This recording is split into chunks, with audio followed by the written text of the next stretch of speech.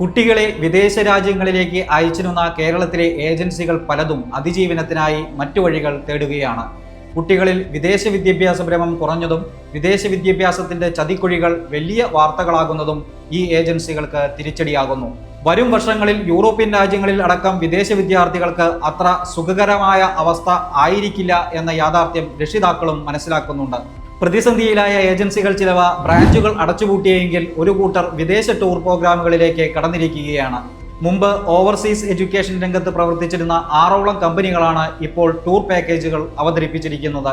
ചില കമ്പനികൾ യൂറോപ്യൻ യാത്രകളിലേക്കാണ് ശ്രദ്ധ കേന്ദ്രീകരിച്ചിരിക്കുന്നത് എങ്കിൽ മറ്റു ചിലർ ഏഷ്യയിലെ പ്രധാന രാജ്യങ്ങളിലേക്കുള്ള പാക്കേജുകളിലേക്കാണ് ഊന്നൽ നൽകുന്നത്. പക്ഷേ വിദേശ വിദ്യാഭ്യാസത്തിനായി കുട്ടികളെ അയക്കുമ്പോൾ ലഭിച്ചിരുന്ന വരുമാനം ടൂർ പാക്കേജുകളിലൂടെ ലഭിക്കുന്നില്ലെന്ന് ഇവർ പറയുന്നു. വിദേശ പഠനത്തിനായി കുട്ടികളുടെ ഒഴുക്കുണ്ടായ സമയത്ത് കേരളത്തിലെ ചെറിയ നഗരങ്ങളിൽ പോലും വലിയ വാടകയ്ക്ക് ഓഫീസുകൾ തുറന്നിരുന്നവർ പതിയെ ചുവടുമാറ്റുകയാണ്. ഒട്ടുമിക്ക കമ്പനികളും ജീവനക്കാരെ കുറച്ചു. കുട്ടികളുടെ തള്ളിക്കയറ്റം ഉണ്ടായിരുന്ന സമയത്ത് ശമ്പള വർധന നൽകിയിരുന്ന കമ്പനികൾ ആനുകൂല്യങ്ങളെല്ലാം വെട്ടിക്കുറച്ചിരിക്കുകയാണ്. വിദ്യാർത്ഥികളിൽ വിദേശഭ്രമം കുറഞ്ഞത് IELTS കോഴ്സ് നടത്തുന്ന സ്ഥാപനങ്ങളെയും ബാധിച്ചിട്ടുണ്ട്. പല സെന്ററുകളിലും വിദ്യാർത്ഥികൾ കുറഞ്ഞതോടെ അധ്യാപകരുടെ കരാർ പുതുക്കപ്പെടാത്ത അവസ്ഥയുമുണ്ട്.